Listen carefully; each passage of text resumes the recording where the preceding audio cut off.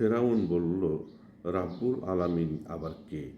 মূসা জবাব দিল, আকাশসমূহ ও পৃথিবীর রব এবং আকাশ ও পৃথিবীর মাঝখানে যা কিছু আছে তাদেরও রব, যদি তোমরা নিশ্চিত বিশ্বাস স্থাপনকারী হও। ফেরাউন তার আশপাশের লোকদের বলল, তোমরা শুনছ তো? মূসা বলল, তোমাদেরও রব এবং তোমাদের বাপ দাদারও রব, যারা অতিক্রান্ত হয়ে গেছে। ফেরাউন বলল, তোমাদের কাছে প্রেরিত তোমাদের এ রাসূল সাহেবটি তো দেখছি একেবারে পাগল। মূসা বলল, পূর্ব ও পশ্চিম এবং যা কিছু তার মাঝখানে আছে সবার রব, যদি তোমরা কিছু বুদ্ধি জ্ঞানের অধিকারী হতে।